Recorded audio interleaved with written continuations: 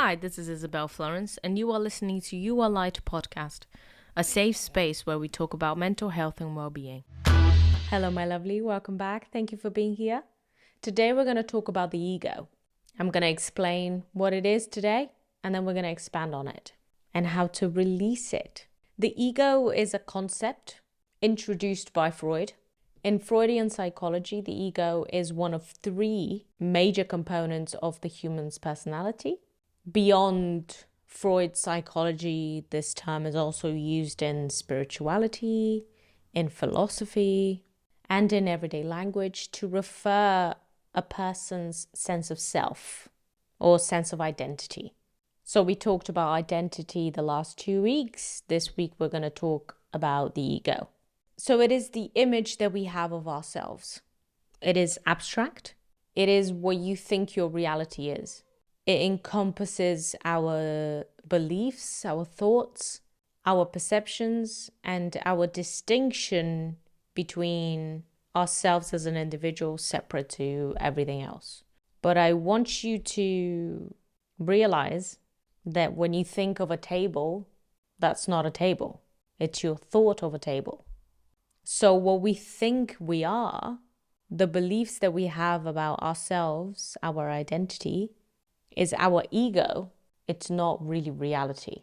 The image that I have of me doesn't, for example, include the image that everyone around me has of me, or even the image that I believe others have of me.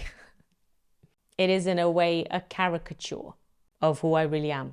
But since we were children, we are told you have to have an idea of who you are. You have to decide who you will become when you grow up. You have to choose an identity, and that's not going to change. I don't like that idea. I believe that your idea of reality, as well as mine, is an illusion, and the ego does not like that.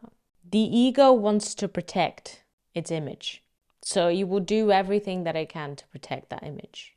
I feel the ego's energy as extreme, hot-blooded, clingy, very self-preservational, stubborn, quite precious about its beliefs and its own image, neurotic, terrified of failure, terrified of judgment, quite anxious, and very judgmental. I also think that the ego is very needy.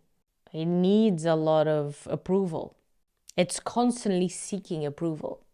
The ego creates an illusion of separateness between ourselves and everything around us that I think is quite dangerous. The ego is often very associated with attachment as well. So by detaching yourself from material possessions, from your status, from your identity, you release the power that the ego has over you. I don't think you can experience true fulfillment while feeling deeply attached to things, to people, to stories you have created about yourself and your life, your identity, your history. A lot of philosophers and spiritual teachers talk about ego dissolution, ego death. Some teachings emphasize the need to integrate the ego, possibly developing a healthy relationship with the ego, recognizing its value in your life. I think it's interesting to look at all of these options when it comes to how we want to see the ego and how we want to lessen its power over us and lessen our suffering because of it. Because I think that a lot of the suffering that we go through is caused by the ego. So how do you realize whether you have a big ego or not? How attached you are to your beliefs? Do you identify with your thoughts a lot? Or do you see them as quite separate to who you really are? Do you see them as passing trains? Or do you see them as crucial parts of your identity, your being? How judgmental are you of others? The more we see others as right or wrong and completely separate from us, the more attached we are to our egos, because it is the ignoring of the fact that we are all one. We are all in unity. You reflect the other in the same way that they reflect you. That possibly if you were in that position, you'd be doing the same. Do you find yourself needing to be the center of attention in social situations?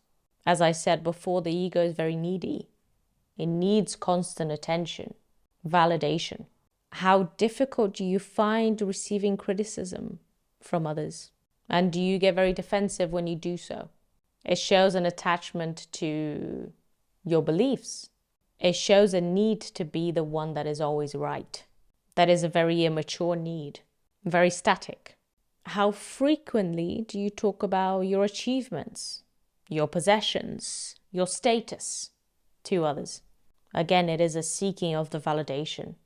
Deep down, there is a insecurity that is very painful to deal with. And so the ego takes over to make sure you remind yourself, this is who I am. This is what I'm made of. I am better than everyone. When actually we're all just human beings. We're all doing our best. Are you easily offended? Do you get angry when things don't go your way? I need it to be like this. If it's not like that, I get very emotional. Is it very easy for you to look down on people and be judgmental of their lifestyle, of their choices? Do you perceive others as being less successful than you, less knowledgeable? Do you have a strong inclination to control people around you, as well as every situation you are in? A need to control comes from the ego, to keep everything static, not changeable. This is one side of the ego, the grandiose look at me side that comes from an insecurity, comes from a need of control, an attachment to ideas and beliefs.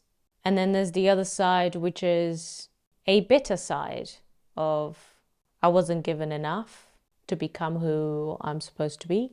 Everyone's doing better than me because they have more. People are more attractive than me. I cannot do what other people can do. It still has a sense of control over the story that is told. The story of a victim that has been wronged. Both sides are rooted in competition and comparison, if you think about it. And it is all because the ego sees the other as a separate. If you don't see the other as a separate, there's no need for competition. We work on things together. We build together. I help others because it helps me. So there is a need for an awareness around this. And the more awareness you have of your ego, the less power it will have over you, the less suffering it will cause you. Because part of the egoic identity is that nothing is ever enough. You get a new car, your ego feels great. After a few days or a few months, it's not hitting the same spot. You need a new one. Now I want to ask you a question. What happens to your ego when you sit down and watch the sunset? What happens to your ego when you realize the magnitude of the universe as you stare into the sky and the stars?